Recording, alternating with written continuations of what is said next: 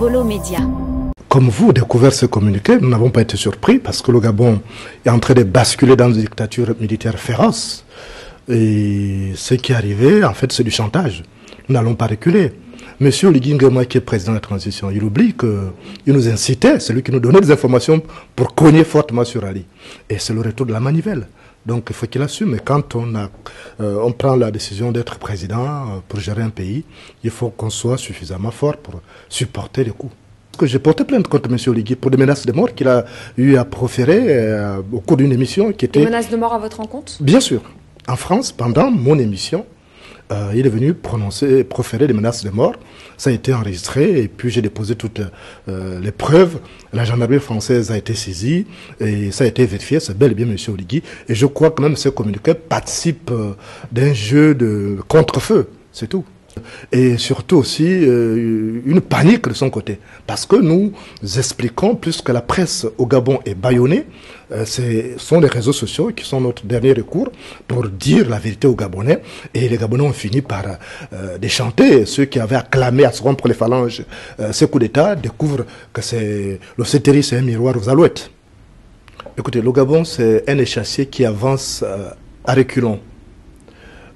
En 90, tout le monde a opté pour la démocratie. Et la démocratie est arrivée avec tout ce qu'il y a eu comme dégâts. Nous avons tiré les conséquences. On a organisé en 91 des accords qui ont permis de mettre en place une constitution et on avait dessaisi le ministère de l'Intérieur de l'organisation des élections parce qu'on ne peut pas être juge et parti. M. Oligui Nguema arrive dans ses visées de maintenir le pouvoir, il reconfie au ministère de l'Intérieur l'organisation des élections. Donc c'est un processus électoral mal emmanché. Il n'y a rien à attendre de ça. Tout est acquis à la cause de M. Oligui pour qu'il se maintienne. Et la preuve, c'est qu'il a même peur des adversaires. Donc tout est taillé sur mesure. Pour autant, le oui l'a emporté. Est-ce que finalement, on n'arrive pas Le oui l'a emporté. Vous savez, les vrais résultats à tenir compte, ce sont les résultats de France. Il a été battu à plate couture. Et même au Gabon, vous avez remarqué un fort taux d'abstention. Et évidemment, le ministère de l'Intérieur, qui est habitué à trépatouiller les élections, a fait son travail. Mais ce résultat ne reflète pas la réalité du terrain. De toute façon, M. Oligui Nguema ne fait rien pour que ça ne soit pas son avantage. Tout est taillé sur mesure. Vous savez, PUR n'est pas composé de petits lapins faméliques à la recherche de la carotte. Nous estimons que ce processus est biaisé, il est mal emmanché et nous ne voulons pas être comptables d'une situation. Parce que vous savez que la contestation des résultats électoraux en Afrique a toujours conduit à des dégâts terribles. Et nous ne voulons pas être comptables de ça. Accepter d'aller, c'est comme ceux qui ont accepté d'aller au monologue de M. Oligui. Et on a vu, les résultats sont là. Tout le monde déchante. Donc nous ne pouvons pas jouer un rôle de cautionner le désordre que M. Oligui est en train de préparer avec ses amis. Vous savez que le CETERI n'a jusque-là que restauré les privilèges des personnes qui ont conduit le Gabon dans les abysses. Les militants de PUR et les dirigeants de PUR proposent qu'on suspende ce processus électoral. Il faut un vrai dialogue.